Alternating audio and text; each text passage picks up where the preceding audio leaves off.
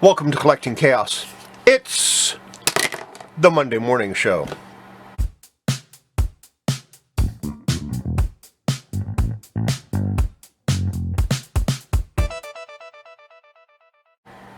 This is the second time I've recorded this. The first time I forgot to turn the camera on. We're going to talk about dice today and try to clear up any confusion as to why we have so many different types of dice and what they're used for. Why do we have so many different types of dice? We're dealing a game that uses mathematics, probabilities, percentages. Basically, it's a geek game. We got people pretending to be dwarves and elves and half orcs and fighters and magic users, and yeah, that's pretty geeky. We need some coolness. Let's face it, the dice are cool. But that's not the reason we use them. You have this, which 20-sided die, which I'm going to get into in a few minutes. And then you have a 12, a 10, 6, multiple 6s, you have an 8, and you have a 4.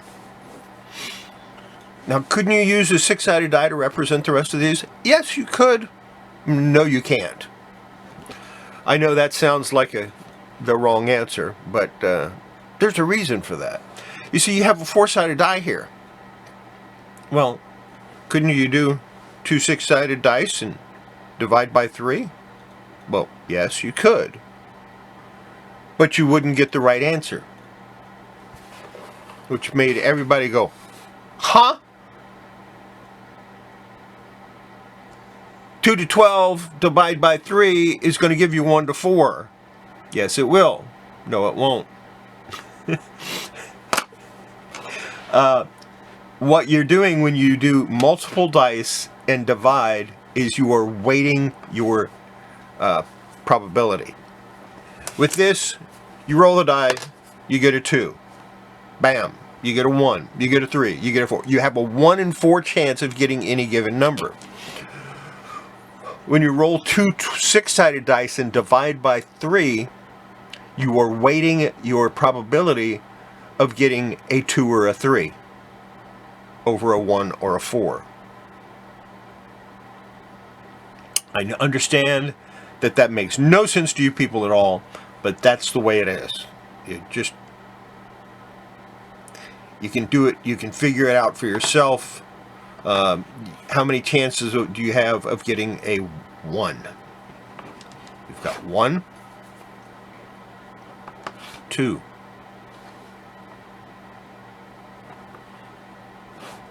3. And those numbers divided will give you a 0 or 1, which is the only way you can get a 1. A 0 would go up to 1. You always round up to the number you're looking for. So how about 2? What do you need to get a 2? Well, you need a 4. And how many different ways do we have of getting, well, actually, no, you need a 6. How many ways do you have of getting that? Well, obviously, a 4 would give it to you. So if you have 2 2s, that's one way you could get that 2. A 5 would give you a 2. And there are 4 different ways to get a 5. And a 6 would give you that 2. And there are like 6 different ways to get a 6. So suddenly you have 6, 10... you have 11 or 12 different ways of getting a 2. 11 or 12 different ways of getting a 3. And 3 ways of getting a 4. So it changes your ability to get any given number 1 to 4. That's why we need a 4-sided die for the magic user whose hit points are 1 to 4. Yes, it would be easier if everybody used one 6-sided die and that's how many hit points you get, but that's not how it works. You could do that. You could do that. You could absolutely go, okay, you got a 6, but you subtract 2 from the number. Unfortunately, if you roll a 1 or 2, you either get 0 or you get 1. So that changes it too, because suddenly if you roll a 1, 2, or 3, you get 1. A 4 will give you 2. Actually, no, that isn't right either. If you subtract 2, yeah. You roll a 4, you get a 2. You roll a 5, you get a 3. You roll a 6, you get a... See? So that doesn't work either, because that suddenly weights the odds the other direction, so that your possibility of getting a 1 is greater than any other number. That's why if you're going to get a 1 to 4, you need a 4-sided die. 1 to 6, 6-sided die. 8. Couldn't you get it with 4 6-sided die divided by 3? Again, you're changing your probabilities. In this case, you're changing them going up. Your chances of getting a high number are better than getting a low number. So you're weighting your probabilities. That's something you don't want to do.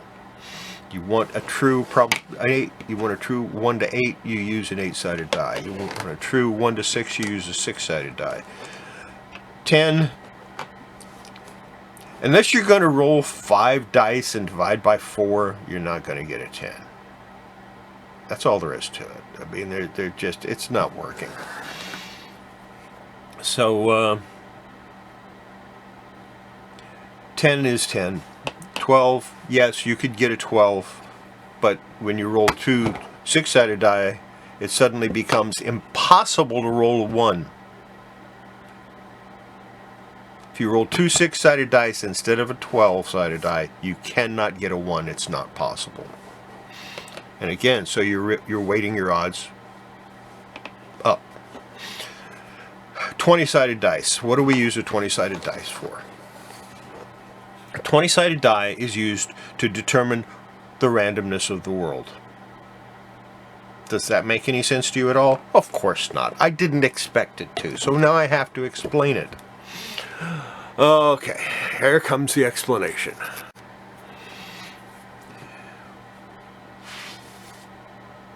When you try to do something in the gaming world, or Dungeons and Dragons in particular, you roll a die for failure or success. The Dungeon Master or Game Master determines what that number is. Usually based on one of your primary statistics or stats. Stats being intelligence, wisdom, constitution, charisma, dexterity. If you are trying to talk someone into something, you use charisma. If you have a high charisma, you have a better chance of doing it. You have a low charisma, you have a lower chance of doing it. So you tell him your charisma is a 16, he tells you, well, yeah, you roll a 4 better on a 20-sided die. You convince the guy. Unless it's something difficult, because you're trying to get this guy to reach into his purse and give you all his money and his firstborn child, whom he loves very dearly. In which case, you might need a higher number to convince him to do that. Again, a really, if you've got an 18, you got a pretty good chance, although it might be a natural 20, and you might have to roll it twice.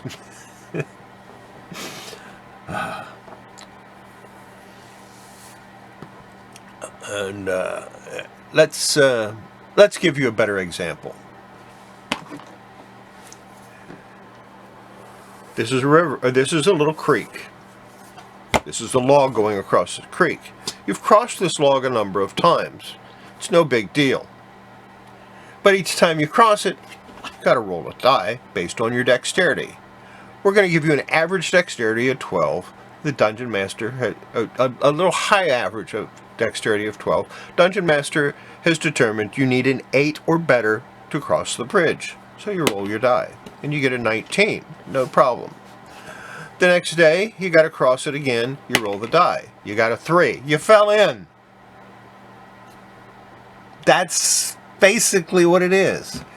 You get on a horse for the first time, or you're trying to get on a horse for the first time so you can ride the horse. The first thing you have to do is see if the horse trusts you enough to let you get on its back.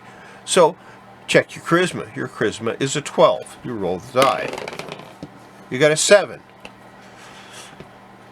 Horse isn't too crazy about this. Tries to bite you. Does not succeed, but he tries.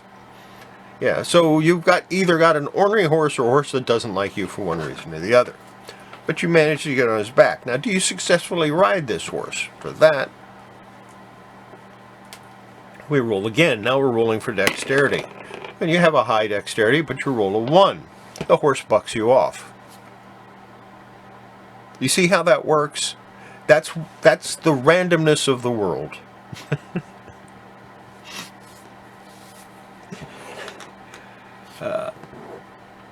A mage discovers a scroll in an ancient language that he's not really familiar with, but he kind of thinks it looks a little bit orcish, or a little bit, let's say a little elvish. But this is a human mage. He's not really that well versed in the elvish languages, but he thinks it looks elvish, so he rolls a die against his intelligence. But the dungeon master has decided that this is such an ancient elvish language that the human has almost no chance of even recognizing what it is. So he sets a high probability. You need a 19 or 20 just to determine what race the language is from. So we roll.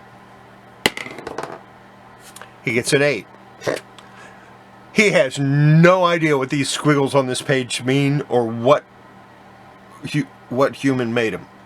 The next day he looks at it again. He gets another chance. He still has no clue. The next day he does it again. He gets a 19. These look elfish. I bet you this is an ancient elven language. So he starts looking for examples in the ancient elvish languages, or he talks to an elf. And most elves look at it and go, I don't know what the hell that is. But he finds an old elvish mage who looks at it and goes, oh yeah, I know exactly what that is. You need to destroy it. What? Why? The elf won't tell him, just tells him he needs to destroy it. That should clue the mage into that it's not something good, it's something bad. And so you go on like that, and you can do research that way, and each day he gets another chance at figuring out what it is. So, yeah. The next day he rolls. He gets a 9. He still has no clue. But let's say he rolls a 21 day. That is a critical success. He's figured out what this is. He knows why the elf told him he needed to destroy the scroll. This scroll, when done properly, will allow him to raise the dead. It's a scroll of necromancy. Cool, right? No. Because it doesn't tell you how to control the dead, just how to make them come back to life. And you don't bring them back to life like you would think, your fighter died and he's mortally wounded and he dies. You bring him back to life. He's basically a zombie. He has no brains. And you don't know how to control him. He's just as liable to attack you as anything. Yeah. Scroll needs to be destroyed. See, that is what this dice is for. It is to control the randomness of the world. That includes combat. Your mighty fighter goes into combat. He's fighting this guy. He knows he can beat him. No problem at all. He rolls his dice. He gets a 9. He hits the guy because, he can do that. Because all he needs is like a 5 or better to hit. and then he rolls again, and he gets a 12, and he hits him again and does more damage, and he rolls again, and he gets a 1, and he misses, he slips in the blood of the other guy and falls on his butt, and guess what? The other guy gets a nice hit on him, because once you're prone, it's an automatic hit. The randomness of the world. That's what this die represents, the randomness of the world. Hopefully that helped you a little bit. Hopefully you understand a little more about what the dice are for. These really have very little purpose during the game. This one is everything. Now the Dungeon Master will use these for other reasons. Like you need a percentage chance of doing something, you take 2 dice. One is the high number, one is the low number. So this suddenly becomes a 93. Or a 21. If you need a 100, that would be 2 zeros. So that's what the 10-sided dice have different purposes. Now, if I have 12 wandering monsters and I roll this to see if they get a wandering monster, which usually the Dungeon Master uses a 6-sided die for that. I've always used a 20 because I always have 20-sided dice handy. And generally I give them a 50% chance or lower depending on what it is.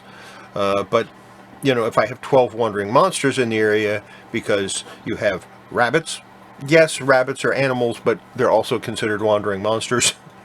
And squirrels, and bears, and orcs, and goblins, and you've got 12 different things in this area that could, in theory, be considered a wandering monster.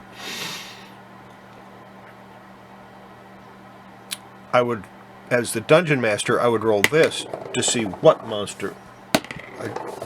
Would you stop rolling off the... I'd roll that to see what the monster was. In this case, it's monster number 9. And there's no rhyme or reason as to how the list is made up. So different dice for different reasons, but mostly for determining the number of hit points a player character gets, or the randomness of the world. Hope I made that a little clearer. Probably not. We'll see you tomorrow. Make sure, before you handle your dice, you wash your hands. Doesn't do anything for your dice, but it's good for your health. We'll see you tomorrow on Tuesday's Treasures. Bye.